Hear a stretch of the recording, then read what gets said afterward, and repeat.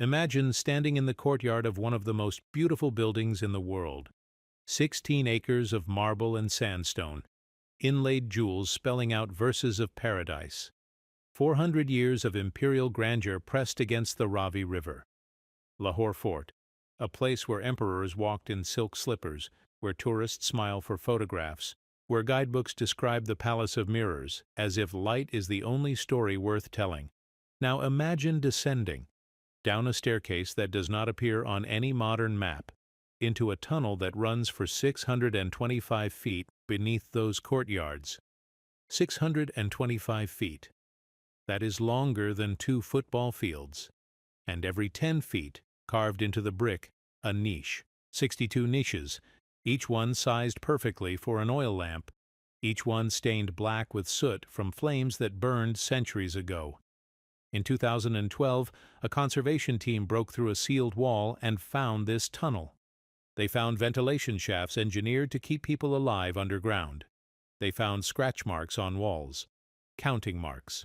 5 days, 5 days, 5 days. They found iron rings bolted to stone. And then, 3 weeks later, the tunnel was sealed again, officially for safety, unofficially for silence. Today, we are opening the files on Lahore Fort's underground, not the myth of boiling cauldrons, the measured forensic truth of what empires build when they need people to disappear.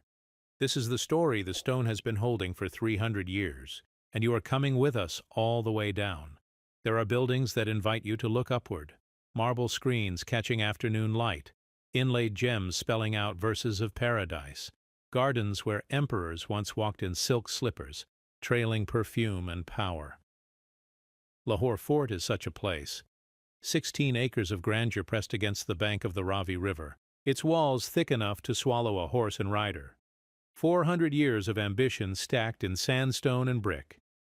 Tourists arrive by the hundreds every morning, cameras ready, guidebooks open to the page about the Sheesh Mahal, the Palace of Mirrors, where a single candle flame becomes 1,000 stars. But this is not a story about what shines. Every palace casts a shadow, and in the case of Lahore Fort, that shadow is architectural. It runs beneath the courtyards, beneath the fountains, beneath the very stones where visitors stand and smile for photographs.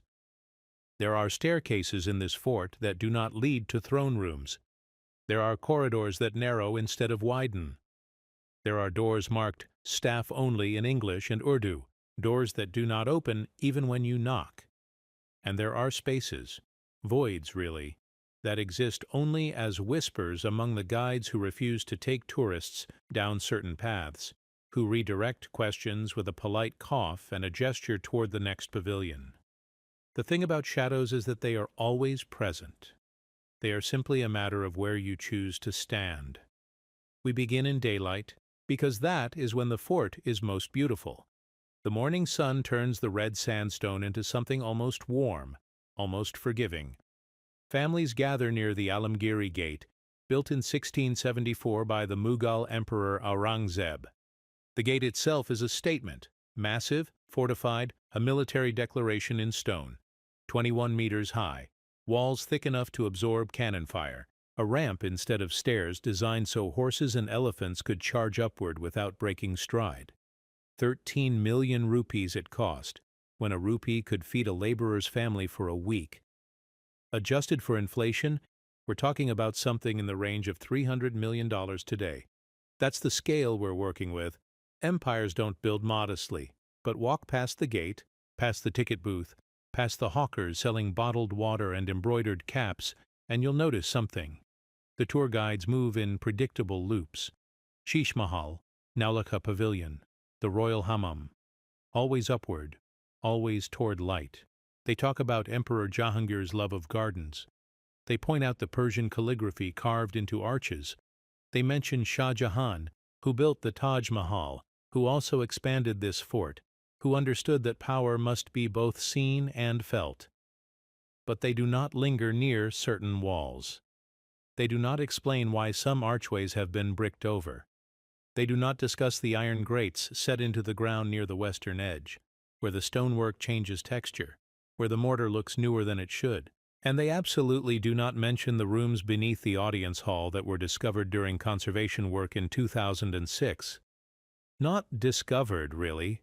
Rediscovered. Acknowledged. Reluctantly. A palace is a machine. That's the first thing you need to understand. It is not just beauty, it is logistics. 5,000 people might live and work inside these walls at any given moment during the Mughal period. Servants, soldiers, scribes, cooks, washerwomen, blacksmiths, priests. Every single one of them needed to move through space without disturbing the emperor's view. The public areas, the Diwan-e-Am where common petitioners could plead their cases, those were theater. Choreographed, visible. But behind the scenes, beneath the scenes, the fort functioned like a city.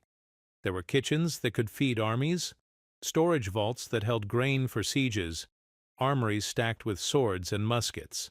And there were passages, service corridors, back routes used by those whose job was to remain unseen. Drainage alone required genius. The fort sits on the floodplain of the Ravi River. Every monsoon season, water comes. Not gently, not politely. It comes in walls, in torrents, in volumes that can erase roads and swallow villages. So the Mughal engineers built channels, grates, slopes, runoff routes carved into the foundation itself. Some of these channels are 4 feet wide, some drop 15 feet at acute angles, some connect to older Sikh-era systems, which connect to even older structures from the Ghaznavid period in the 11th century. Lahore has been fortified for 1,000 years. Every conqueror added a layer. Every dynasty inherited the plumbing. And that's where things get complicated. Because when you build a drainage system large enough for a man to crawl through, you have also built a passage. And when you build a passage beneath a palace, someone will eventually ask, what else could this be used for? The first time most people hear the phrase Lahore Fort Dungeons, they assume it's myth. A Gothic embellishment added by British colonial writers who loved describing the East as barbaric and mysterious. And certainly the British did love a good dungeon story. Their travel logs are full of breathless accounts of torture chambers and secret tunnels, most of which turn out to be basements used for storing grain. But in the case of Lahore Fort, the problem is this. The stories are older than the British. They show up in Persian court chronicles, in Sikh-era records, in local folklore passed down through families who lived in the shadow of the fort for generations. The stories persist because they point at something real, even if the details have been distorted by time and fear. In 2012, a conservation team was reinforcing the foundation near the Moti Masjid, the Pearl Mosque, when they broke through into a sealed corridor. Not a drainage channel. A corridor, brick-lined, ventilated, with niches carved into the walls at intervals of roughly 10 feet. Niches sized for oil lamps. The corridor ran for 625 feet before hitting a collapse. 625 feet.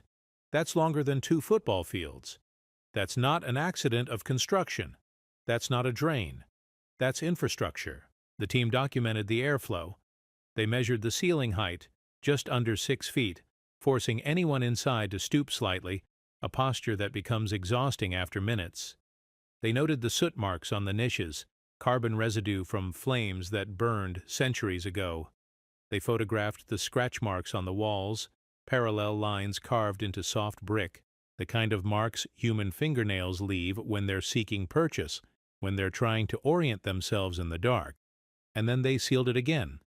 For safety, they said, structural instability, risk of collapse, all of which was true, but also insufficient as an explanation.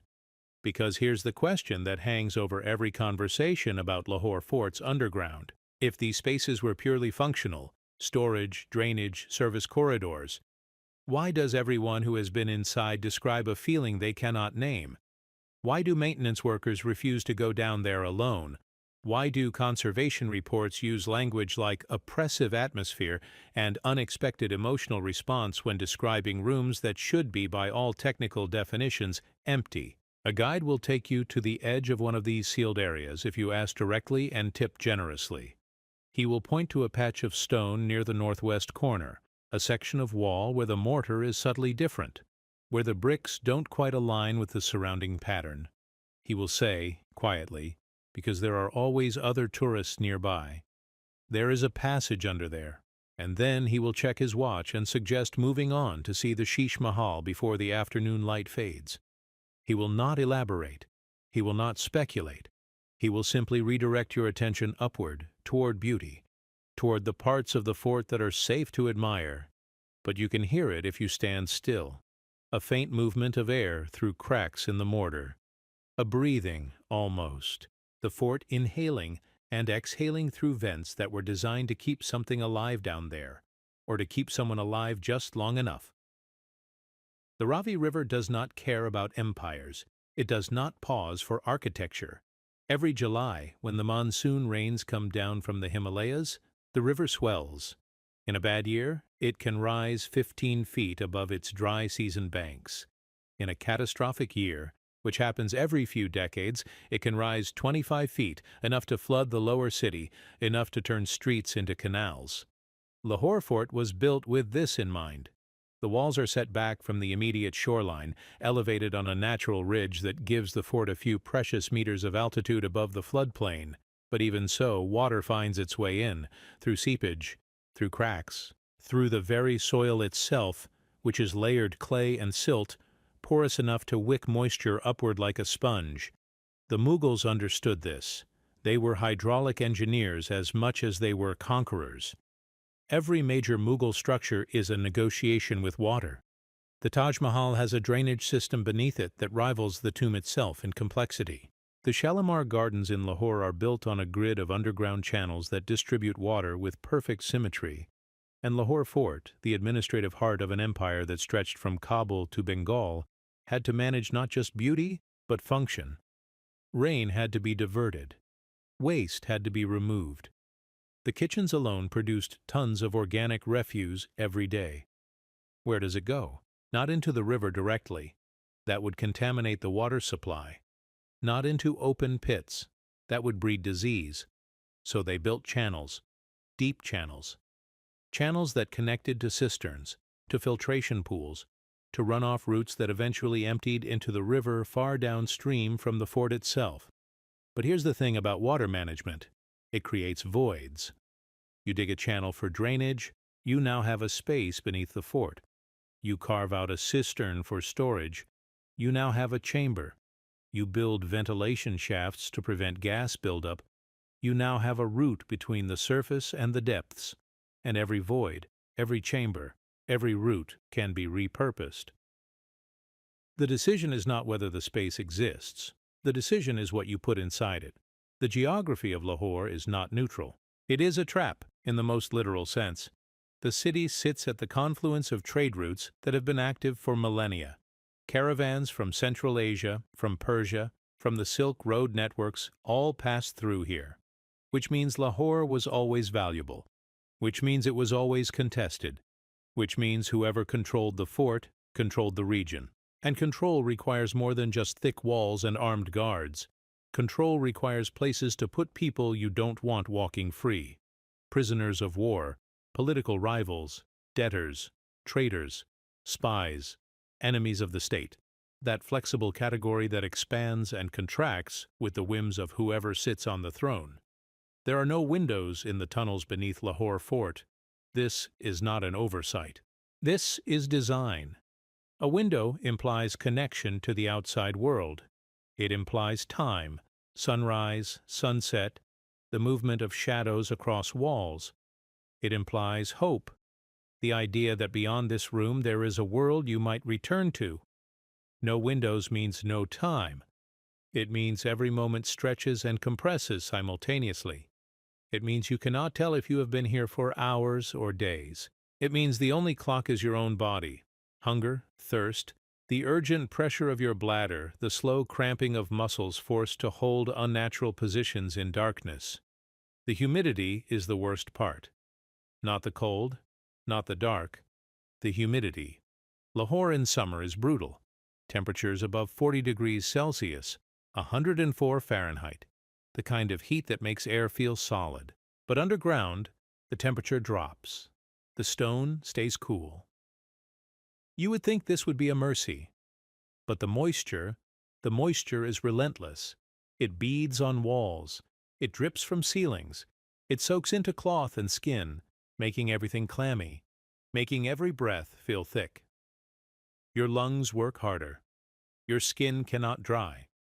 Fungal infections bloom in the folds of your body. Mold grows on whatever surface stays still long enough. And the smell, wet stone, mineral salts, organic rot, becomes a presence, a weight you carry in your nostrils and throat. This is not torture in the cinematic sense. This is not fire and blades and screaming. This is slower. This is environmental. You don't break a man's bones. You let his bones ache from sleeping on damp stone. You don't starve him.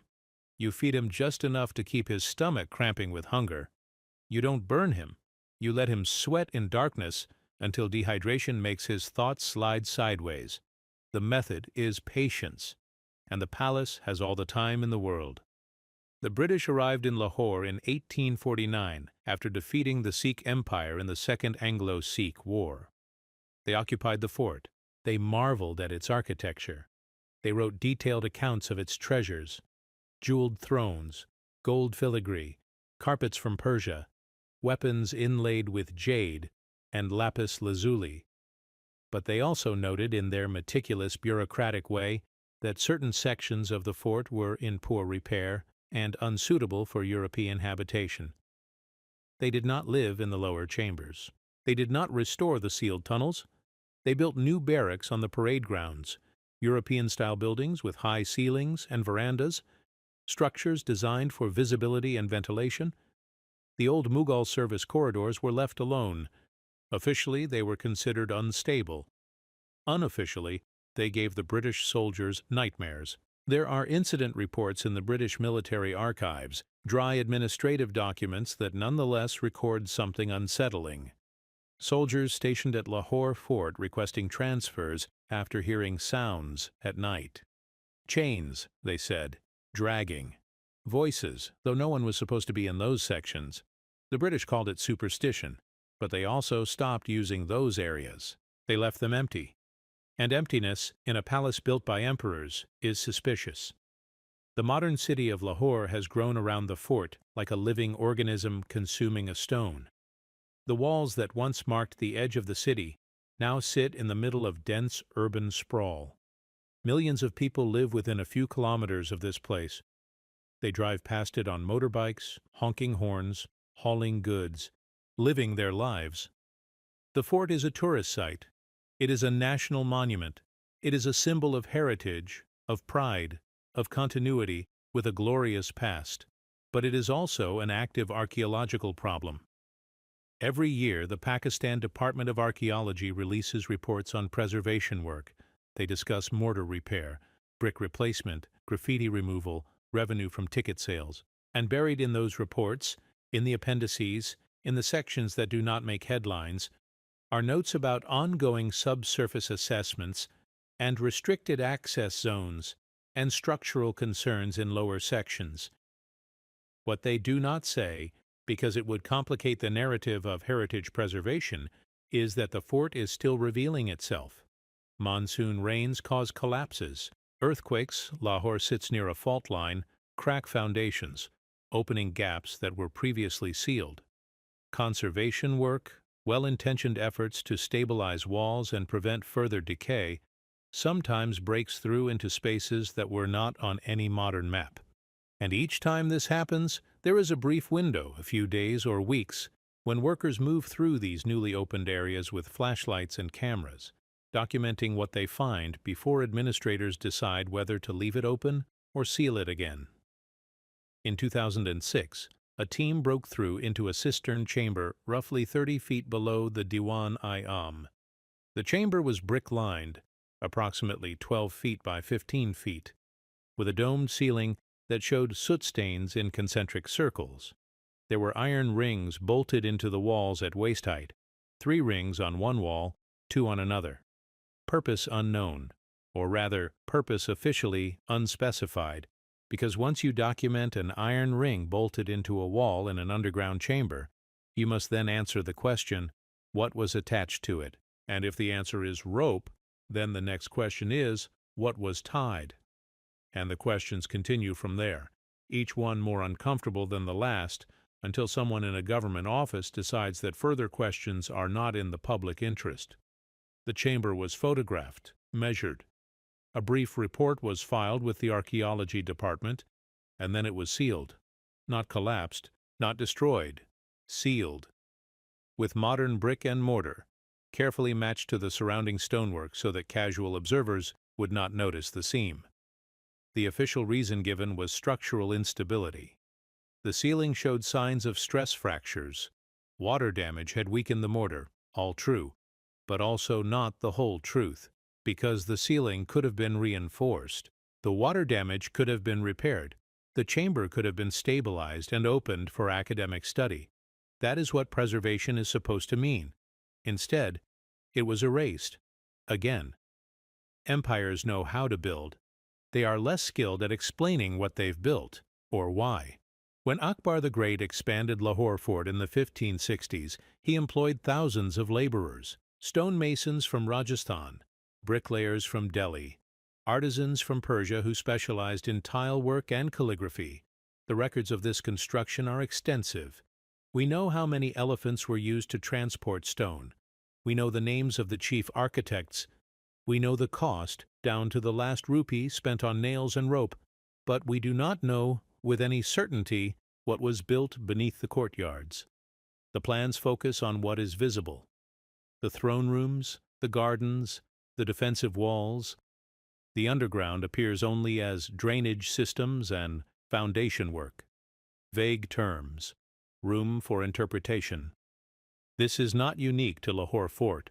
Every major palace complex in South Asia has a similar gap in its documentation. Fatehpur Sikri, Agra Fort, the Red Fort in Delhi. They all have basements, cisterns, tunnels, spaces that exist in the archaeological record, but not in the historical narrative. And the reason is simple. The people who commissioned these structures did not want to advertise their full functionality. A palace is a stage. You show the public what reinforces your power. You hide what complicates it. And nothing complicates the image of enlightened rule quite like architectural evidence of imprisonment and pain. The legend of the boiling cauldron entered the folklore of Lahore sometime in the 18th century, during the chaotic period after the Mughal Empire's collapse. The story goes like this. Prisoners who displeased the emperor were taken to a chamber deep beneath the fort. Inside this chamber was a massive iron cauldron set over a fire pit.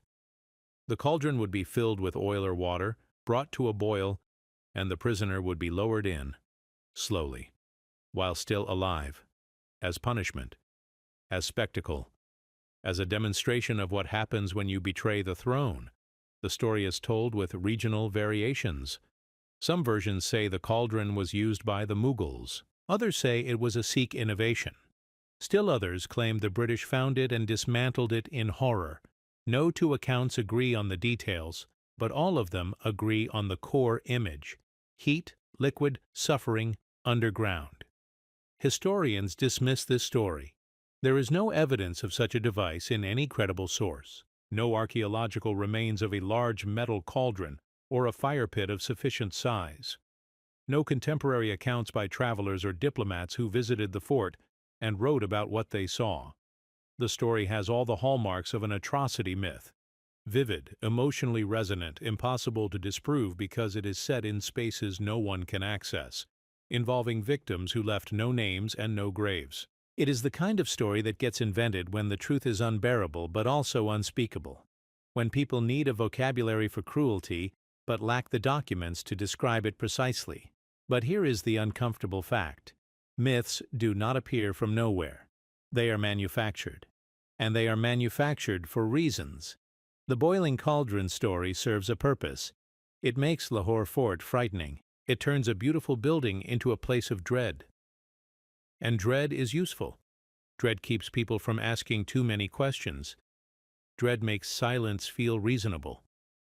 If you believe that a place is cursed, if you believe that something monstrous happened there, You are less likely to demand access, less likely to insist on transparency.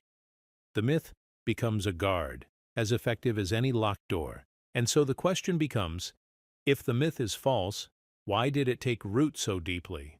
Why does every guide, every local historian, every maintenance worker know the story, even if they dismiss it as superstition? What were they actually sensing? What were they trying to describe? The answer might lie not in fire, but in water. The monsoon season transforms Lahore Fort from monument into organism. June through September, the rains arrive with mathematical regularity. First, the humidity builds. The air becomes thick, oppressive, a weight on your chest that makes breathing feel like labor. Then, the clouds gather, enormous formations that turn the sky purple-gray. And then the water comes, not gradually, not politely.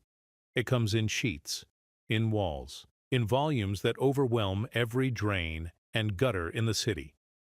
The streets flood within minutes. Traffic stops. The modern city surrenders to the old rhythm of water seeking level. Inside the fort, the rain does something different. It finds every crack, every seam, every weakness in the mortar. It pools in depressions on flat roofs. It cascades down the decorated facades, turning carved sandstone into temporary waterfalls. And it seeps downward, always downward, following gravity and the path of least resistance, into the soil, into the foundation, into the voids beneath the courtyards where the drainage channels wait. By the third day of sustained rain, the underground is transformed. What was damp becomes saturated. What was cool becomes cold. What was dark becomes darker still, because water reflects no light, only absorbs it. The Mughal engineers built for this. They had to. A fort that cannot handle monsoon water is a fort that will collapse within a generation. So they carved channels into the bedrock itself. They lined critical passages with drainage tiles, terracotta tubes fitted end to end, creating routes for water to flow without eroding the structure. They built catch basins at strategic intervals, pits where sediment could settle before water continued its journey toward the river. They installed grates at ground level, bronze and iron grillwork designed to let water in while keeping larger debris out. And they sloped everything.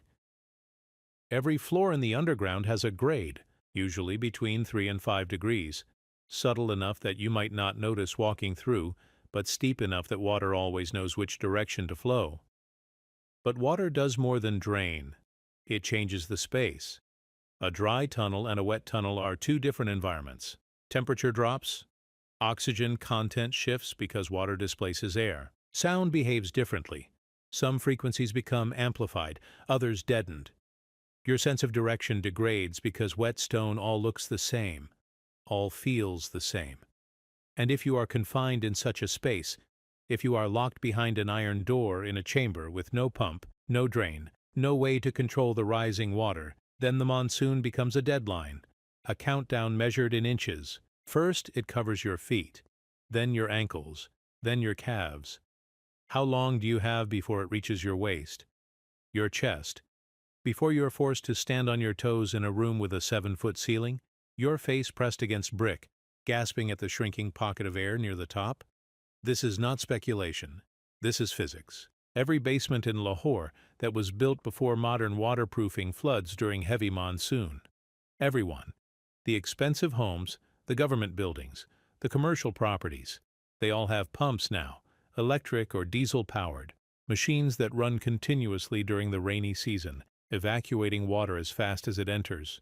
Without those pumps, the basements would fill completely. And Lahore Fort, built in an era before pumps, before electricity, before diesel engines, had to manage this water through design alone. Which means the question is not whether the underground chambers flooded. The question is how often, how severely, and who was inside when it happened. There is a specific term in Urdu for the feeling of dread associated with enclosed spaces during monsoon, ban kotri ka kauf. The fear of the closed room. It appears in poetry, in folk songs, in cautionary tales, told to children who might wander too far from home during storms. The fear is not irrational. Every monsoon season, people die in Lahore from drowning in unexpected places. A man swept into an open manhole, a family trapped in a low-lying house as water rises faster than they can evacuate, a child falling into a storm drain, carried into underground channels that turn into torrents. The city's drainage system, both modern and ancient, becomes a network of potential death traps. And Lahore Fort, sitting at the junction of centuries of drainage engineering, inherits all of this risk. The tunnels that carry water away from the palace during ordinary rain become violent rivers during monsoon peaks. The cisterns that store water for dry months overflow. The ventilation shafts designed to bring fresh air down instead bring water, cascading through openings that were never meant to be inlets. Conservation reports from 2008 describe finding mud deposits in sealed chambers, layers of silt that could only have arrived via flooding. The silt was stratified, meaning it was deposited over multiple flood events, each layer representing a different monsoon, a different year. The deepest layer was carbon dated to the early 1700s. 300 years of sediment. 300 years of water finding its way into a space that someone, at some point, decided should be sealed. And if water could get in, then water could get out. Which means these chambers were not isolated. They were connected to the larger system. Which means they were accessible. Which means they were used.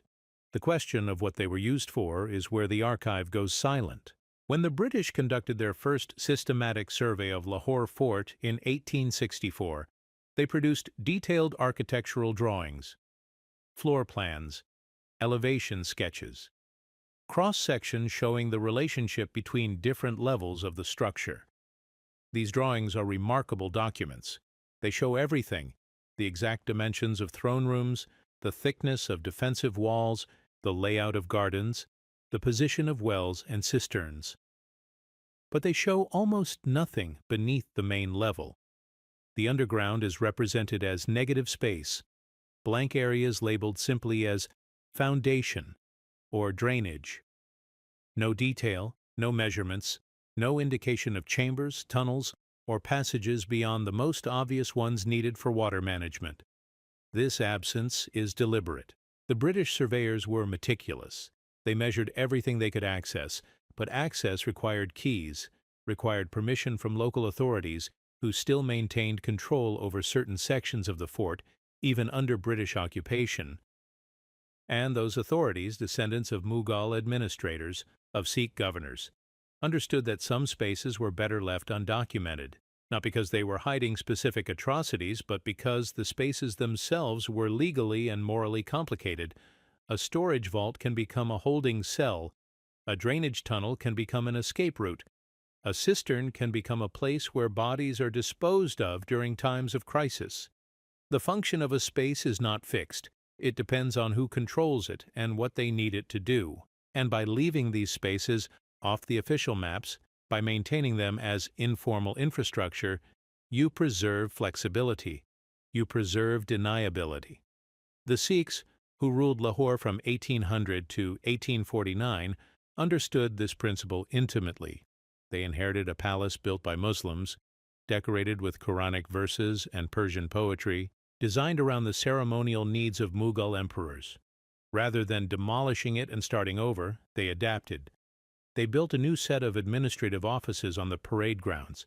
They converted some of the residential quarters into military barracks. They added Sikh architectural elements, kiosks, balconies, carved wooden screens in a distinct regional style, and they continued to use the underground, not for the same purposes necessarily, but for the same category of purposes: storage, security, suppression, the mechanics of maintaining power in a contested region.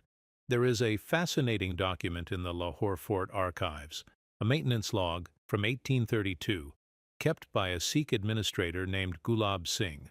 The log records routine repairs to various parts of the fort, replacing tiles in the hammam, patching cracks in the outer wall, clearing debris from drains. Standard bureaucracy, but one entry, dated July 15th, reads, "Lower passage west of Modi Masjid requires urgent attention. Water accumulation and foul air. Men refused to enter without additional light and payment. This is the only mention of lower passage in the entire year's worth of logs. The entry is matter-of-fact, almost boring in its language, but it confirms several things. First, that the passage existed and was known. Second, that it required maintenance, meaning it was used. Third, that maintenance workers found it unpleasant enough to demand hazard pay. And fourth, that it was located west of the Moti Masjid, which corresponds exactly to where modern conservation teams found the 625-foot tunnel in 2012.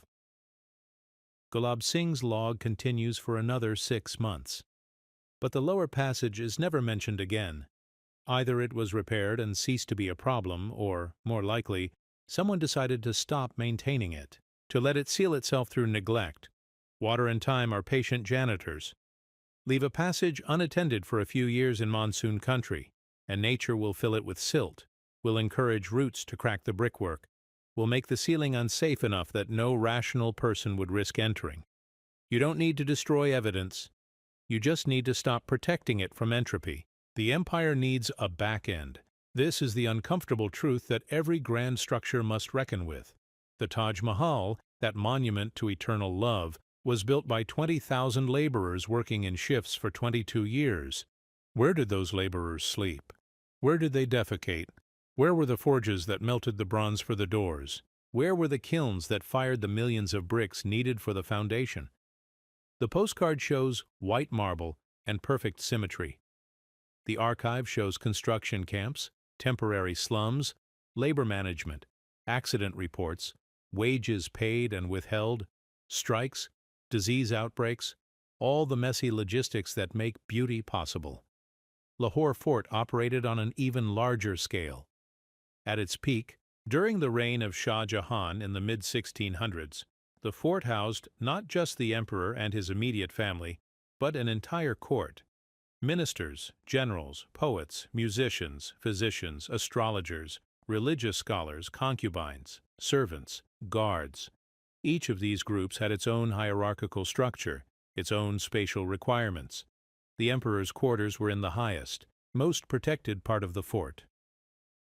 The harem, the zenana, where royal women lived, was equally isolated but in a different section, surrounded by high walls and guarded entrances. The administrative offices needed to be accessible to visiting dignitaries, but not so accessible that anyone could walk in unannounced. The kitchens had to be close enough to serve hot food, but far enough that smoke and smells did not reach the royal apartments. The barracks for soldiers had to allow quick mobilization in case of attack. The stables for horses and elephants required enormous space and constant cleaning. And beneath all of this, literally and metaphorically, was the service infrastructure, the invisible labor that kept the machine running. Meals do not cook themselves. Water does not pump itself. Waste does not vanish spontaneously.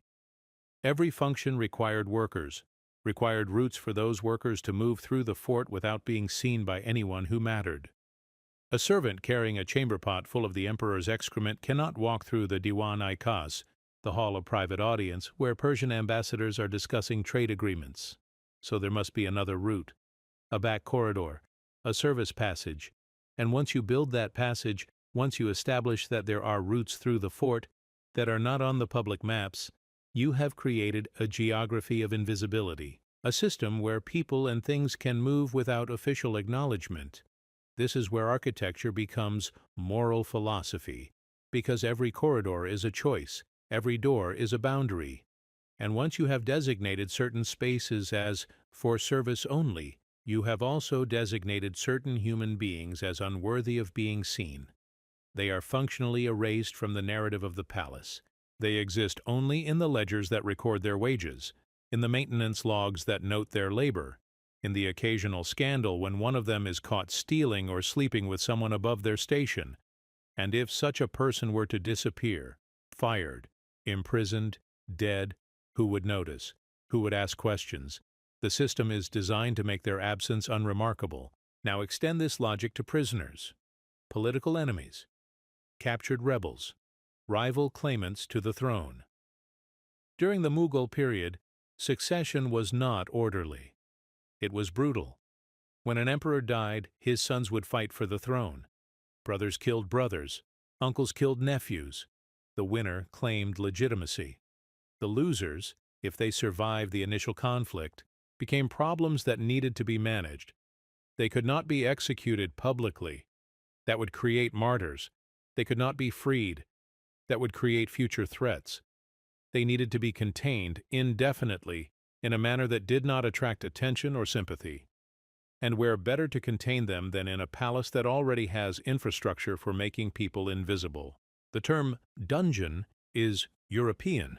It comes from the French donjon, originally meaning the central keep of a castle, the most secure part of the fortification.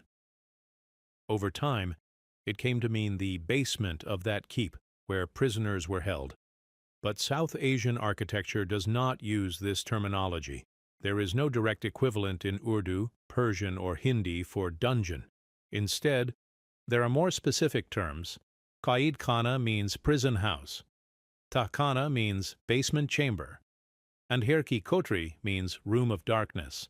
Each term describes a function or a quality rather than a fixed architectural type, which means when we ask whether Lahore Fort had dungeons, we are asking a European question about a non-European structure. The building does not need to have a space labeled dungeon to have functioned as one. It only needs to have spaces that could be repurposed for confinement when power demanded it. And the evidence suggests it did. The 625-foot tunnel with lamp niches, the cistern chamber with iron rings bolted to the walls, the maintenance logs mentioning lower passages that workers feared, the architectural drawings that show ventilation shafts descending 15 meters below ground level, far deeper than required for simple drainage, the soot marks on brick surfaces in sealed sections, carbon deposits that indicate prolonged burning of oil lamps, suggesting someone was down there long enough to need light repeatedly, not just passing through once. But perhaps the most damning evidence is spatial. The fort has a peculiar feature: multiple staircases that descend from the main level but do not appear to have corresponding destinations on any architectural plan. They simply end. Or rather, they end at points where modern surveys encounter sealed walls, bricked-up arches, or collapses. These staircases are too well built to be construction errors. They have proper steps, proper handrails carved into stone. They were designed for regular use. But use for what? And leading where? The official explanation is that they connected to basements used for storage, and that these basements were later sealed for safety reasons, which is plausible. But it is also incomplete, because if you seal a storage basement, you can simply remove the contents first. You do not need to brick up the entrance in a way that makes it nearly invisible from the upper level. You do not need to paint over the sealed archway to match the surrounding wall, unless what you are hiding is not the space itself, but what the space was used for. The fort does not keep secrets. It simply declines to explain. There is a moment, midway through the conservation work in 2012, when the team realizes they have made a mistake. Not a technical mistake. Their engineering is sound, their protocols are followed, but a conceptual mistake. They approach the underground as archaeologists, as heritage preservers, looking for artifacts, for structures to document and stabilize. What they found was a narrative that did not want to be preserved, a story that had been deliberately, methodically suppressed by multiple regimes across multiple centuries, and by exposing it, by mapping it, by photographing it and filing reports, they were forcing a reckoning that no one in authority wanted to have. The team leader, a man named Tariq Mahmood, describes this moment in an interview with a heritage journal in 2013. He talks about standing in the tunnel, flashlight in hand, looking at the lamp niches, at the scratch marks on the walls, at the way the corridor curves slightly to follow some unknown logic. And he says, "We realized we were not discovering something. We were rediscovering something that had been discovered many times before. And each time someone made the choice to bury it again." He pauses in the interview. The journalist waits. And then Tariq says, "We are about to become the next people who make that choice." The tunnel was measured, photographed, and sealed within 3 weeks. The official report cites safety concerns, structural instability in the ceiling, risk of collapse. All true. But Tariq's notes, which were not included in the official report, mention something else. He describes finding graffiti near the sealed end of the tunnel, not ancient graffiti, modern, written in English with what appears to be charcoal or chalk. The writing is crude, barely legible, but Tariq transcribes it phonetically. We came down 1976, 3 weeks, Airbad. Khan ordered seal, 1976. That would be during the height of political instability in Pakistan, a period of martial law and widespread imprisonment of dissidents. Khan could refer to any number of officials. It is an extremely common name. But the message is clear enough. Someone was held in that tunnel for 3 weeks. Someone survived long enough to write this message, and someone in authority ordered the tunnel sealed afterward, presumably with the writer still inside or recently removed. Tariq took a photograph of the graffiti. The photograph was not included in the official archive. He kept it on his personal laptop. In 2014, his laptop was stolen from his car. He did not report the theft. When asked why not, he said, "Because I knew it would not be found, and I did not want to answer questions about what was on it." This is how history gets managed, not through dramatic book burnings or document destruction, but through small acts of strategic negligence. A laptop goes missing, a photograph is not filed, a report is edited to remove a paragraph, a journalist is discouraged from asking follow-up questions, a maintenance worker is transferred to a different site before he can talk too much. The system does not need villains. It only needs bureaucrats who understand the cost of inconvenient truths and make the rational choice to avoid them. And slowly, across decades, the narrative settles into an accepted form. Lahore Fort is a beautiful monument. It had some underground chambers for storage and drainage. Folktales about torture are exaggerated. We must focus on preservation and tourism. Any other discussion is unpatriotic, sensationalist, or both. But the fort keeps speaking, not in words, but in structure, in the iron rings bolted to walls, in the ventilation shafts that descend too deep, in the tunnel that runs for 625 feet with no apparent purpose beyond allowing someone to move, hidden, from one part of the complex to another, in the sealed doorways that maintenance workers know about but do not discuss, in the breathing vents at ground level that exhale cool, damp air even in summer, air that tastes of stone and time and something else that no one wants to name. If you stand at the edge of the northwestern courtyard on a still evening, after the tourists have left and the gates are locked, you can hear it, not constantly, not reliably, but sometimes. A low sound, almost subsonic, a vibration more than a noise. The fort settling, the engineers say, temperature differentials causing stone to contract and expand. Perfectly natural, except that it sounds unmistakably like breathing, like the building has lungs buried somewhere beneath the marble and brick, like it is waiting, patient and eternal, for someone to finally ask the right questions and be willing to follow the answers all the way down into the dark. The problem with folklore is that it fills voids. When official history is silent, when documents are missing or destroyed, when the powerful refuse to explain themselves, the public constructs its own narrative. And that narrative is almost always darker than reality because imagination, when denied facts, defaults to fear. The human mind abhors uncertainty more than it abhors cruelty. We would rather believe something terrible and specific than accept that we simply do not know. The boiling cauldron story is a perfect example of this mechanism. It provides clarity. It answers the question of what happened in those underground spaces with an image so vivid, so visceral, that it bypasses rational analysis entirely. You hear boiling cauldron, and your brain supplies the rest. The screaming, the smell of burning flesh, the guards watching impassively. It is a complete scene. It requires no further explanation. And once that scene is lodged in cultural memory, it becomes almost impossible to dislodge, because disproving a specific myth does not eliminate the general dread that created it. You can say, "There was no boiling cauldron," but you cannot say, "Therefore nothing bad happened." The space between those two statements is where legends live. Lahore Fort's underground inspired similar stories across different eras and different rulers. During Mughal times, there were whispers of prisoners being chained to walls and left to starve while rats ate them alive. During Sikh rule, the stories shifted. Captured rebels were supposedly thrown into wells beneath the fort, wells that were then sealed with stones. During British occupation, new myths emerged, that the tunnels were haunted by the ghosts of Indian soldiers who had been executed there during the 1857 rebellion. Each regime inherited not just the physical structure, but the narrative infrastructure, the existing framework of dread that made new atrocity stories feel plausible. The fort had a reputation, and reputations, once established, are self-sustaining. But here is what makes these legends useful. Even if they are factually wrong, they work. They keep people away. They make certain questions feel forbidden.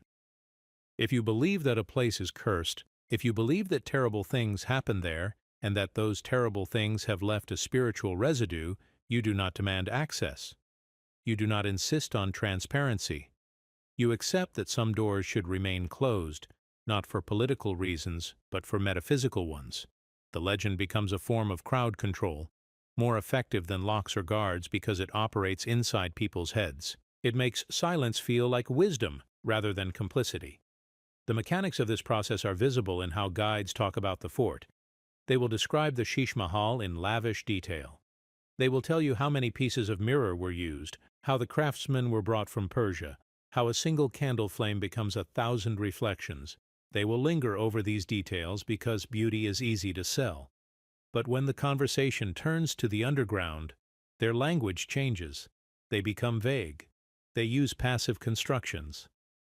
It is said that people believe. According to legend, they are not lying. They are simply shifting into a different rhetorical mode, one that allows them to transmit information without taking responsibility for its accuracy. And if you press them, if you ask direct questions like, "Have you been down there?" or "Do you know anyone who has?" they will deflect. Not rudely, just efficiently. Perhaps you would like to see the gardens now. The light is very beautiful at this time of day. This deflection is not cowardice. It is a survival strategy developed over generations of political instability. In a region where regimes change violently and frequently, where today's hero becomes tomorrow's traitor, depending on who wins the civil war, the safest position is calculated ambiguity. You do not deny the stories outright.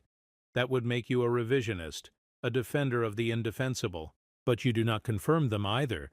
That would make you a propagandist, someone spreading malicious rumors about a national monument. Instead, you occupy the middle space. You acknowledge that stories exist. You suggest that some truth might underlie the mythology. And then you change the subject. It is a dance practiced and precise, and everyone who works in heritage tourism in Lahore knows the steps. But what happens when someone refuses to dance?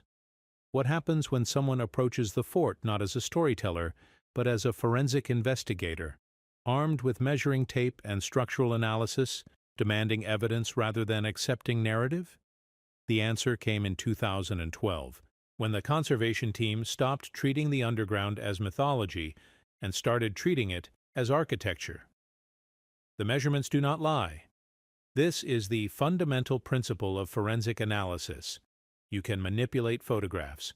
You can edit documents. You can intimidate witnesses. But you cannot change the length of a tunnel that has been precisely surveyed using laser measurement tools. You cannot fake the presence of ventilation shafts that show up on ground-penetrating radar. You cannot will away the soot deposits on lamp niches that have been carbon dated to specific centuries. The physical evidence is stubborn. It sits in soil and stone, indifferent to politics or reputation, waiting for someone with the right tools and the wrong kind of curiosity. The 625-foot tunnel became measurable truth in March of 2012. The team entered through an access point near the Moti Masjid that had opened during structural repairs. The entrance was narrow, less than 4 feet high, forcing everyone to crawl for the first 20 feet, before the tunnel widened and the ceiling rose to just under 6 feet. They brought portable lighting, ventilation equipment, safety harnesses, first aid supplies. They treated it like a mining operation because that is what it was, extracting information from a hostile environment. The tunnel itself was surprisingly well preserved in sections. The brickwork showed skilled craftsmanship, each brick fitted with minimal mortar, a technique that allows for flexibility as the ground shifts over time. The ceiling was vaulted, a gentle curve that distributes weight evenly and prevents collapse.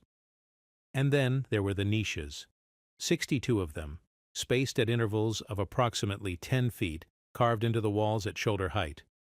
Each niche was identical, 12 inches deep, 10 inches wide, 8 inches high, the perfect size for an oil lamp. And in 47 of those niches, the team found soot, black carbon deposits, concentrated on the back wall and ceiling of each niche, the unmistakable signature of flame.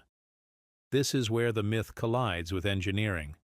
An oil lamp produces not just light but heat and smoke. If you burn a lamp in an enclosed space, carbon monoxide builds up. Oxygen depletes. Without ventilation, you would suffocate within hours. But the tunnel has ventilation. Every 100 feet, there is a shaft rising through the fort's superstructure to the surface. These shafts are ingeniously designed. They rise at an angle rather than straight up, which prevents rain from pouring directly down them. They have baffles, offset openings at different heights, that create natural airflow even without wind. Cool air sinks down through the shafts while warm air rises, creating a gentle but constant circulation. It is a passive ventilation system, requiring no fans, no electricity, no maintenance beyond keeping the shafts clear of debris. The team measured the airflow using smoke tests. They lit incense sticks and watched the smoke drift. In every section of the tunnel, air was moving. Slowly but definitively, which means the tunnel could support human presence for extended periods. You could light lamps, you could breathe, you could survive. Not comfortably, the humidity alone would be torturous, but you could survive. And if you can survive, then the tunnel is not just a drainage channel. It is not just a one-time passage for moving goods during construction. It is infrastructure designed for repeated, sustained human use. Why would you build such infrastructure? The answer depends on who you is and what century we are discussing. During initial Mughal construction, the tunnel might have been purely logistical, a service corridor for workers maintaining the fort's foundation, for clearing drainage blockages, for accessing cisterns and water management systems without disturbing the public areas above. But infrastructure is fungible. A corridor built for one purpose can be repurposed. The lamp niches prove that someone, at some point, needed to move through this tunnel repeatedly and needed to see where they were going. The ventilation proves that someone anticipated extended human presence, and the soot proves that both of these needs were met extensively over a long period of time. The team continued deeper. At 400 feet, they found the first iron door. It was set into the tunnel wall, flush with the brickwork, held in place by hinges that had rusted into solid masses but were still structurally intact. The door was locked, or rather it was jammed. The lock mechanism had corroded beyond function, but the door itself would not move. They did not force it. Conservation protocol prohibits destructive methods. Instead, they documented it. Photographs, measurements, sketches showing the door's position relative to the tunnel. And then they continued past it. At 580 feet, they found evidence of a side chamber, a branching passage, narrower than the main tunnel, descending at a steeper angle. The entrance was partially collapsed. The team debated whether to explore it. Safety protocols said no. Curiosity said yes. Curiosity won, but only barely. 2 team members, the smallest and most experienced, crawled into the branch tunnel with ropes tied around their waists. They made it 30 feet before the passage became too unstable to continue. But in those 30 feet, they found more lamp niches. And they found something else. Scratch marks on the walls. Not random scratches, deliberate marks, carved with something sharp, arranged in groups of 5 with a diagonal line crossing through each group. Counting marks. Someone had been down there long enough to lose track of days and had marked time the way prisoners do in every culture. 5 days. 5 days. 5 days. Slash. They photographed the marks. They did not touch them. They retreated from the branch tunnel and continued along the main passage. And at 625 feet, they hit the end. Not a natural end, a sealed end. Someone had bricked up the tunnel. Not recently, the mortar had aged, had developed the same patina as the surrounding walls. But not originally either. The bricks were slightly different in color and texture from the tunnel's construction. The seal was professional work, carefully matched to avoid detection, but under close examination, the seam was visible. Someone had extended this tunnel further, and then someone else, or perhaps the same someone in a different political climate, had decided it should not extend that far. Had decided that whatever lay beyond 625 feet should remain inaccessible. The team placed their hands on the sealed wall. They knocked, listening to the sound. Solid. Dense. At least 3 feet of brick, judging by how the sound died. But then someone noticed something. When they stopped knocking, when everyone was silent, there was still a sound. Faint, rhythmic, like water dripping. But water dripping should echo, should have a bright, sharp quality. This sound was muffled, distant, as if it was coming from a space beyond the seal, a space large enough that the sound had room to decay before reaching their ears. They marked the position of the sealed wall. They made audio recordings trying to capture that faint sound, though later, when they played the recordings back, it was barely audible. Could have been imagined. Could have been the microphone picking up their own heartbeats. They took air samples. Nothing unusual, just the expected mixture of cool, damp air, slightly oxygen-depleted, but not dangerously so. And then, as per protocol, they retreated. They had surveyed what could be surveyed. They had documented what could be documented. The rest would require administrative approval, structural reinforcement, a much larger team with much larger budget. The rest would require someone in authority to decide that knowing what lay beyond that wall was worth the political and financial cost of finding out. That approval never came. The access point near the Moti Masjid has a door now. Iron, modern, with a lock that actually works. The door is painted to match the surrounding stone. Unless you know exactly where to look, you would walk past it without noticing. There is no sign, no explanation, no acknowledgement that behind this door is a tunnel that runs for 625 feet beneath one of the most famous buildings in Pakistan. The door simply exists, locked, ignored, part of the fort's infrastructure that tourists never see and locals have learned not to ask about. But the maintenance workers know. They have keys. Not all of them. Only the senior staff, the ones who have been there long enough to be trusted, who understand that some kinds of knowledge are carried quietly. They go down sometimes, not often, only when absolutely necessary, when a monsoon has caused a blockage that threatens the fort's foundation, when water is pooling in ways that suggest a drainage channel has collapsed. They go down with flashlights and rope and a healthy respect for how quickly the underground can become lethal. They do not stay long. They do not explore. They fix what needs fixing and return to the surface as quickly as possible. If you ask them what it is like down there, they will shrug. They will say it is wet, it is dark, it is cold. They will describe it in the most mundane terms possible, draining the experience of any drama. But if you watch their faces as they talk, if you pay attention to the way they hold their bodies, you will see something else. A wariness, a reluctance, the posture of someone who has been in a space that felt wrong in ways they cannot articulate and do not want to examine too closely. One worker, a man in his 50s who has been maintaining the fort for nearly 30 years, finally described it this way. You know how, when you are in a house alone at night and you hear a sound, and your brain immediately starts inventing reasons for that sound, and all of those reasons are frightening? The tunnel is like that, except the sound is constant. It is the air moving. It is water dripping. It is stone settling. All perfectly normal. But your brain does not accept normal. Your brain knows, somehow, that this is not a place where normal things happen. He paused. He looked uncomfortable, as if he had revealed more than intended. And then he added, "We found a snake once, down there, a cobra. It had made a nest in one of the side chambers. We had to call a snake handler to remove it. And the handler, a professional, someone who catches cobras for a living, he told us afterward that he did not want to go back. He said the snake was not the problem. He said the room felt wrong.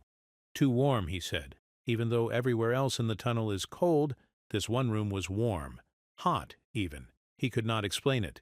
He just said that snakes do not nest in places like that unless something else is keeping them there. The cobra was relocated. The chamber was sealed. Not with bricks. With a steel grate bolted into the wall. The grate allows air to flow, prevents blockage, but keeps animals out. And people. Especially people. Because if the maintenance workers will not enter that chamber voluntarily, if even a professional snake handler finds it disturbing, then the unspoken consensus is simple. Leave it alone. Let whatever is in there stay in there. Do not ask questions that might require you to go back and verify the answers. This is how history protects itself, not through active suppression, but through cultivated avoidance, through a gradual social agreement that some doors should remain closed, some tunnels unexplored, some questions unasked. The fort does not need guards to keep people away from its underground. It only needs to maintain an atmosphere of unease, a reputation for discomfort, and human psychology does the rest. We are animals. We respond to threat cues even when we cannot identify the specific threat. And a space that makes everyone who enters it feel vaguely wrong, that makes professionals refuse to return, that accumulates stories of snakes and heat and sounds that should not exist, will eventually be avoided without anyone needing to issue an official prohibition. The underground is still active. This is the crucial fact. It is not dead space, not archaeological abstraction. It is a living system. Water still flows through it every monsoon. Air still circulates through the ventilation shafts. Animals still find ways in. Snakes, scorpions, rats, colonies of bats that hang from the vaulted ceilings and fill the darkness with their high-frequency chittering. Mold grows. Salts bloom on the brick surfaces, white crystalline formations that look like frost but taste bitter and mineral. The lamp niches still exist, empty now, but still perfectly shaped to hold fire. And the scratch marks, those counting marks carved by someone who was down there long enough to need a calendar, are still visible on the walls, waiting for someone to read them and understand what they mean. The fort breathes, and what it breathes out, through those vents at ground level, through cracks in the mortar, through gaps around sealed doors, is not just air. It is memory, compressed, concentrated, unmetabolized. The kind of memory that does not fade with time, but instead becomes more potent, more insistent, demanding to be acknowledged even as every official mechanism works to deny its existence. The fort knows what it has witnessed, the stone remembers, and eventually someone will have to decide whether that memory deserves to be spoken aloud or buried one final time, sealed with modern materials that will last another 300 years, long enough for everyone who might ask uncomfortable questions to be safely dead and forgotten. The tape measure snaps closed. The team packs their equipment. The door locks behind them with a sound like a sentence being passed. And above, in the sunlight, tourists continue to smile for photographs, unaware that they are standing on a roof.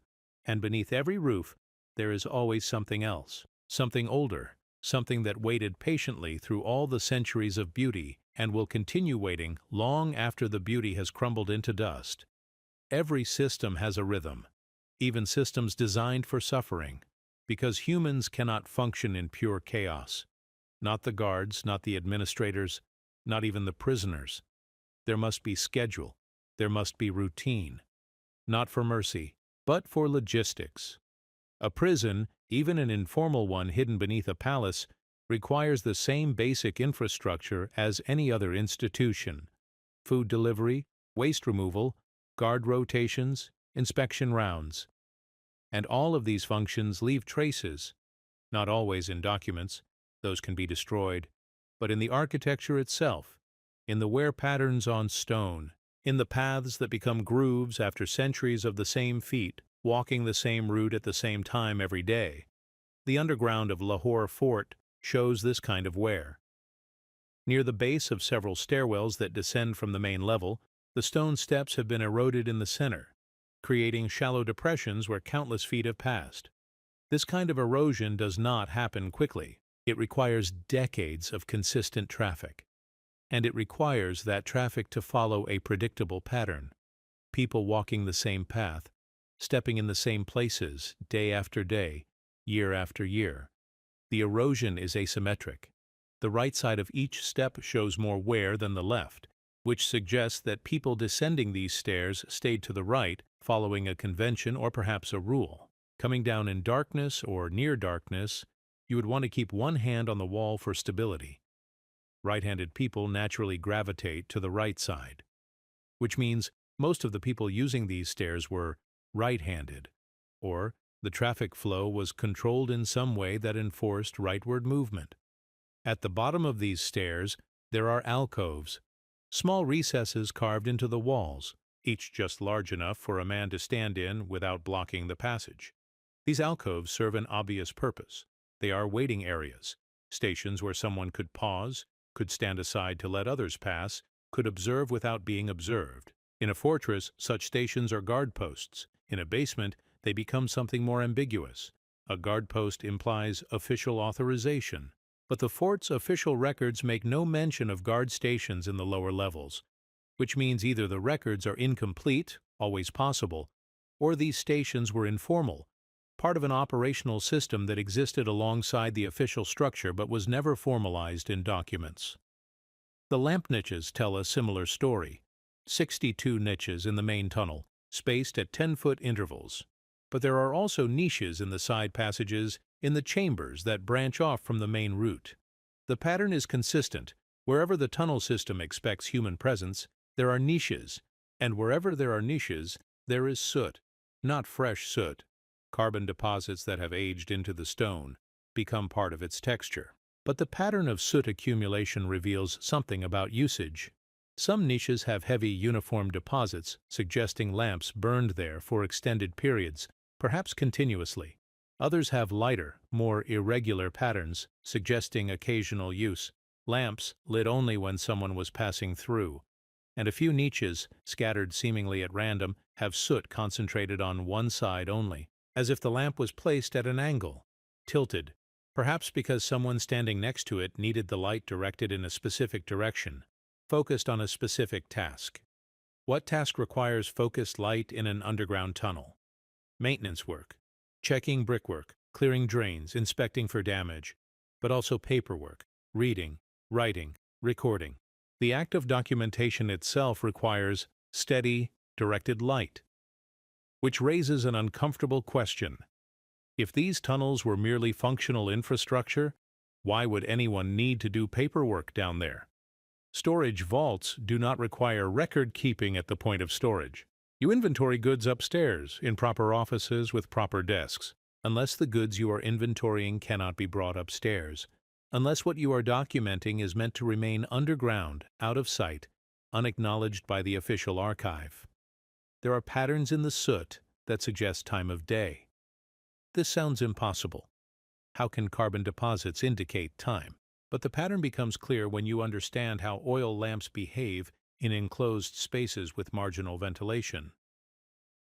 During daytime, when the surface is warmer than the underground, air flows downward through the ventilation shafts. This airflow is gentle but sufficient to carry smoke upward, away from the lamp. The soot deposits are relatively clean, concentrated directly above and behind the flame. But at night, when the surface cools and the underground retains its stable temperature, the airflow reverses. Warm air rises from below, but sluggishly, and smoke tends to pool, to drift, to deposit soot in broader, more diffuse patterns. By examining the soot in each niche, by noting where it is concentrated and where it spreads, you can determine whether the lamp burned primarily during day or night. The analysis reveals something troubling. The niches in the main tunnel show daytime patterns. Clean, focused soot. suggesting lamps burned during hours when ventilation was optimal. But the niches in the deepest chambers, in the sections farthest from any ventilation shaft, show nighttime patterns exclusively. Diffuse soot, irregular deposits. The signature of lamps burning when air circulation was minimal, when smoke had nowhere to go, when breathing would have been difficult. Why would anyone choose to work in such conditions?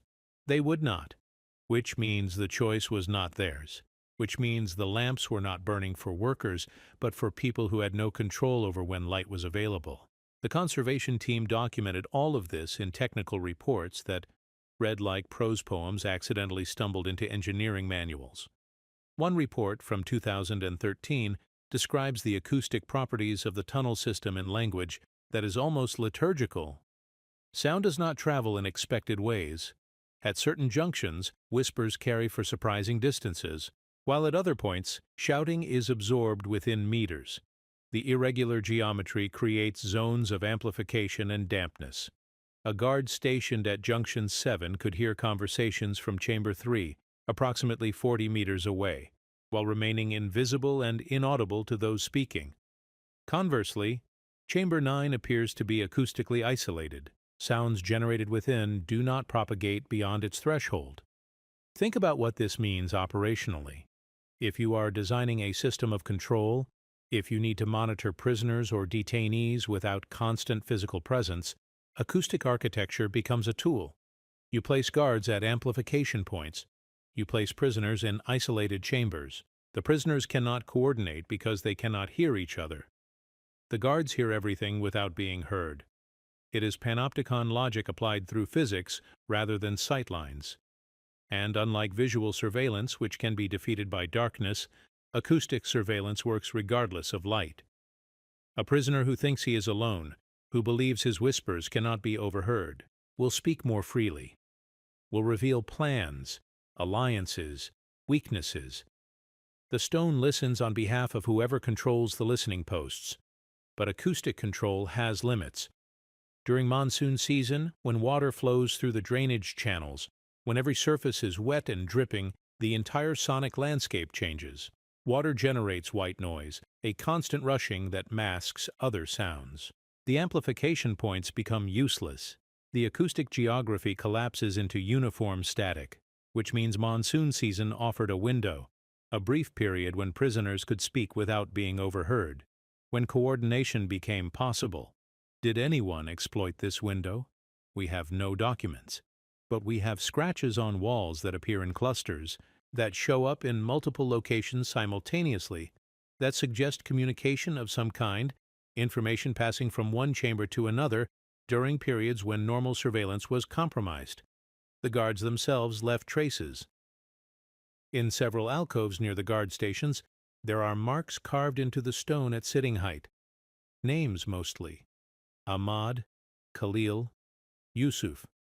Common names, no surnames, no dates. But also symbols, crescents, stars, geometric patterns that resemble regimental insignia from the Mughal period. These are not official markings. They are graffiti, soldiers killing time during long shifts, carving their presence into the architecture, because humans need to leave evidence that they existed, that they were here, that they endured. The act of carving one's name is fundamentally hopeful. It assumes a future reader, assumes continuity, assumes that you will be remembered. But there is also darker graffiti.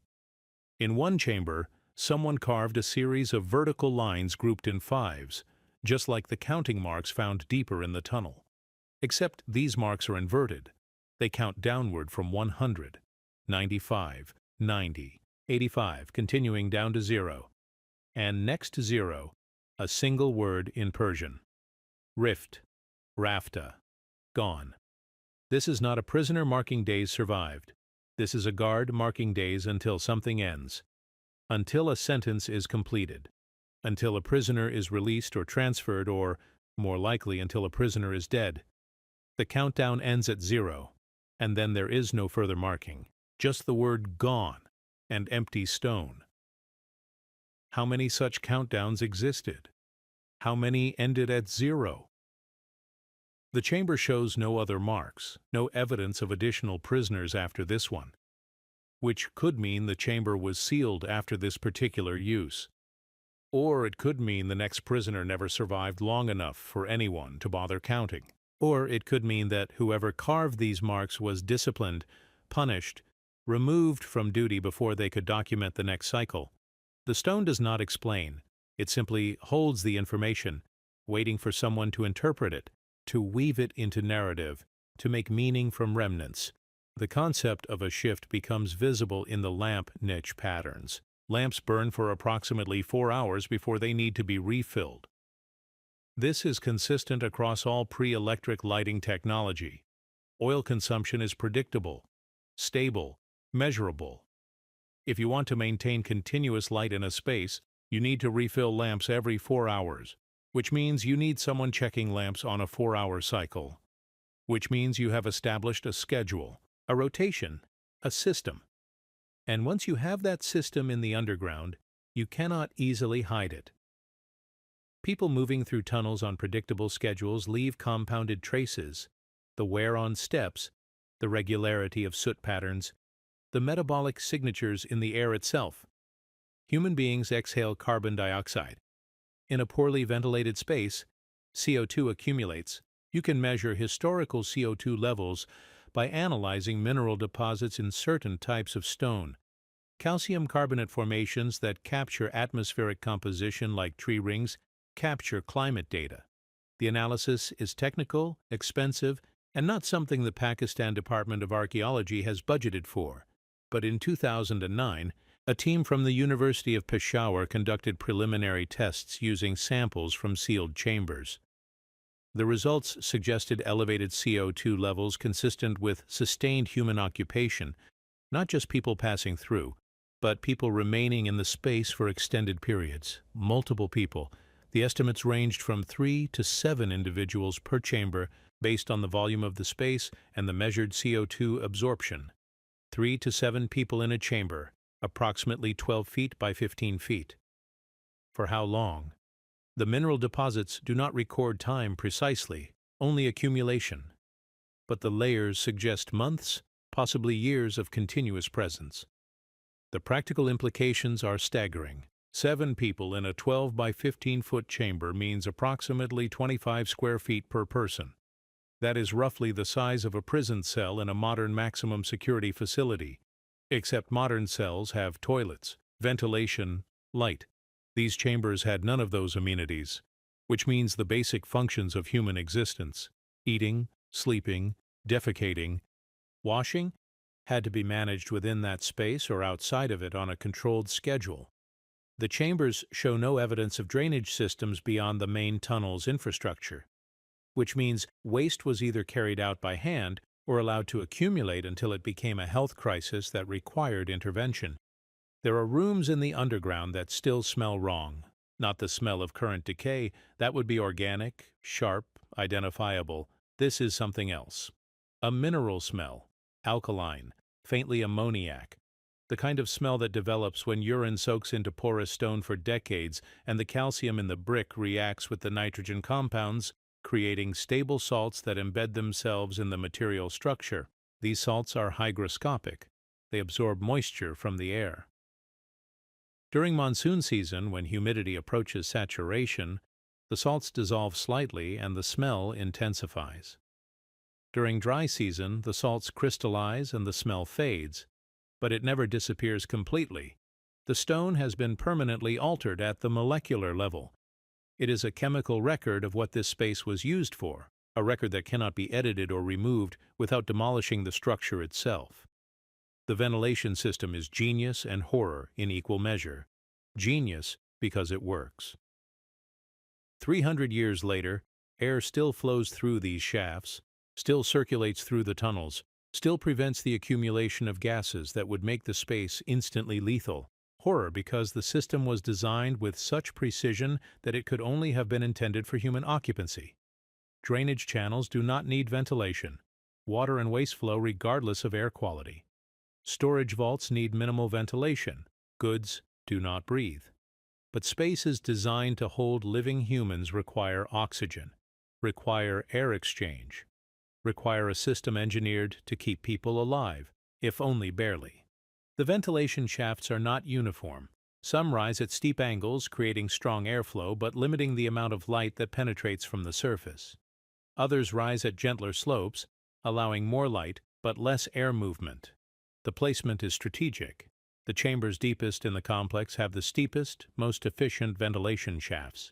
The chambers closer to the main tunnel, closer to other access points, have gentler ventilation that provides some illumination.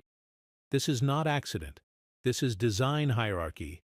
The deepest chambers, the ones farthest from help, from visibility, from the possibility of escape or discovery, were built to sustain life most efficiently. Because the most dangerous prisoners, the ones you most need to control, are the ones you least want dying quickly. A dead prisoner is a solved problem but also a potential scandal.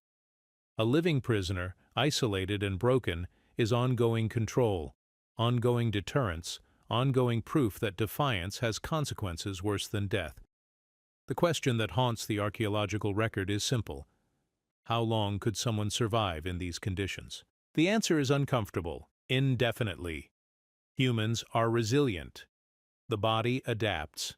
Given minimal food, enough to prevent starvation, and water, even if it is brackish or contaminated, and air, even if it is damp and oxygen depleted, a human can survive for years. The mind breaks long before the body. Sensory deprivation, social isolation, loss of time orientation, these are the factors that destroy consciousness.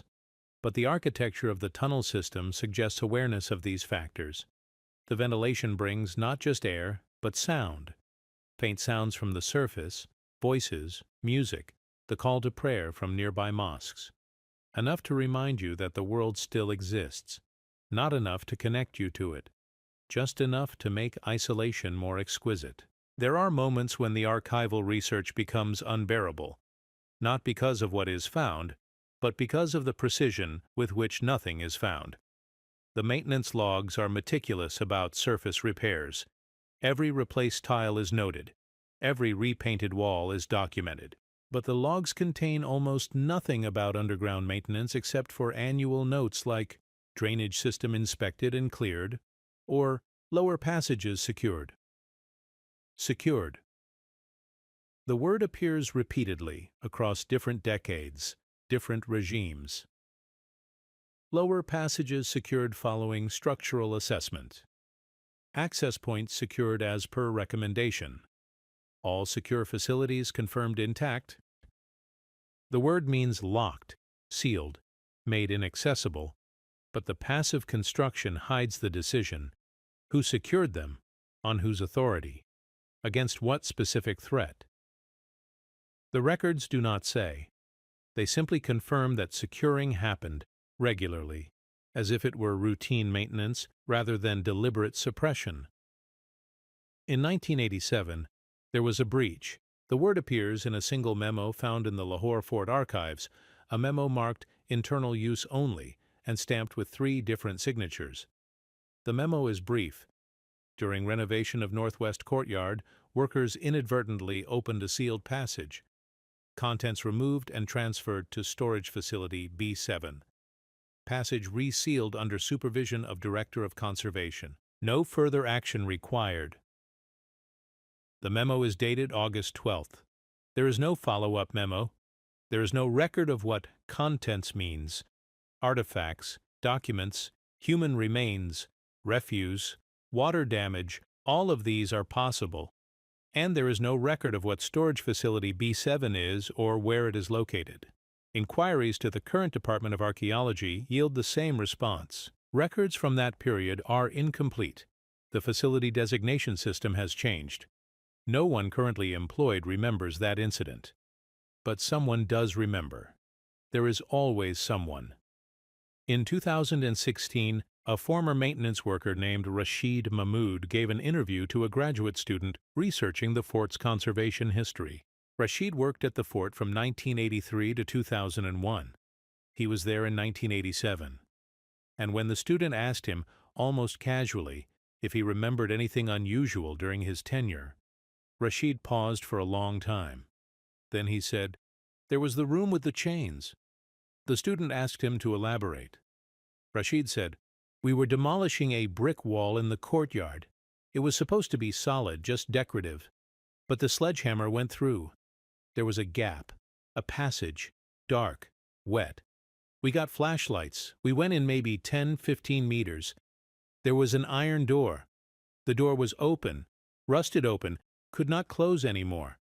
Inside was a small room, stone walls, stone floor, and bolted to the walls, chains, heavy chains, the links as thick as my thumb. The chains had manacles, iron cuffs, 3 of them, and the manacles were closed.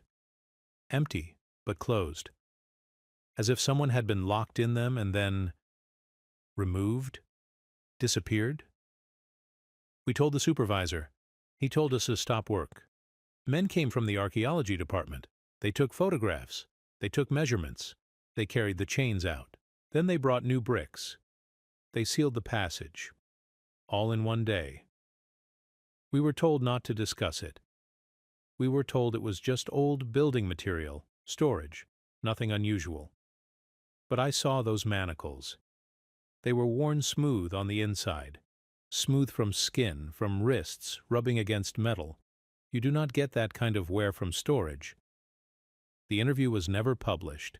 The graduate student's thesis focused on architectural conservation techniques and made no mention of this anecdote. When contacted for follow-up, the student declined to comment, citing concerns about unsupported claims that could damage the fort's heritage status. Rashid Mahmood is still alive. He lives in Lahore. He will talk about the incident if asked directly, but he volunteers nothing. He says it is not his place to interpret what he saw. He says he was a laborer, not a historian. He says the chains might have been for prisoners, or might have been for animals, or might have been for some purpose he cannot imagine. He does not know. But he does say this: "After they sealed it, I had dreams for months, always the same dream. I am in that room. The manacles are on my wrists. The door is closing. And I can hear someone walking away, their footsteps getting quieter and quieter, and I am trying to call out, but no sound comes. Just silence, just stone. I stopped sleeping well for a long time after that." Chains are unambiguous. Unlike ventilation shafts that might be for drainage, unlike lamp niches that might be for maintenance, chains with manacles worn smooth from use have only one function. They are tools of restraint, tools of immobilization. And when you find them in an underground chamber beneath a palace, when you find them in a configuration that suggests they were used repeatedly over a long period, you are no longer in the realm of myth. You are in the realm of documented fact. The chains existed. Multiple people, including officials from the archaeology department, saw them. Photographs were taken, and then everything was removed, sealed, and declared unimportant. This is the pattern: discovery, documentation, removal, denial. It has happened multiple times over the decades. Each time officials cite the same reasons: preventing sensationalism, protecting the fort's reputation, maintaining its status as a heritage site rather than a site of suffering. Each time, the physical evidence disappears into storage facilities that may or may not exist, into archive boxes that may or may not be accessible, into categories like miscellaneous metalwork or unclassified structural components that strip objects of their context and meaning. And each time, the people who witness the discovery are discouraged from speaking, either through direct instructions or through the subtler pressure of professional consequences. If you talk, you become known as someone who talks, and your career in heritage preservation becomes difficult. The fort protects itself, not through active malice, but through institutional inertia, through the accumulated weight of decades of decisions that prioritize image over truth, comfort over confrontation. And underneath all of that, literally underneath, the tunnels continue to exist. The chambers remain, sealed or unsealed. The iron rings stay bolted to walls. The ventilation shafts continue to breathe.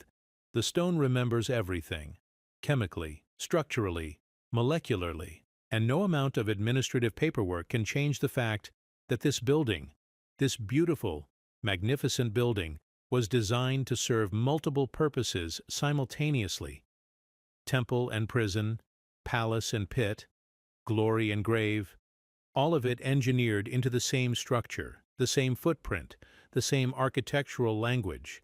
Every empire faces the same question: what do you do with the people who threaten your power but cannot be publicly eliminated? The answer is always the same: you make them disappear, not into death necessarily. Death creates martyrs, creates stories, creates consequences. You make them disappear into spaces that official narratives do not acknowledge. Spaces that exist physically, but not legally. Spaces where someone can be held indefinitely without charge, without trial, without record. And if those spaces are well designed, if they have proper ventilation and drainage, if they are maintained by loyal workers who understand the cost of asking questions, then they can function for centuries. Long enough for everyone who remembers their original purpose to die. Long enough for the space to be repurposed, relabeled, forgotten. Until someone with a sledgehammer breaks through a wall and finds chains worn smooth by human wrists, and the question returns: how much of this building's history have we agreed not to see?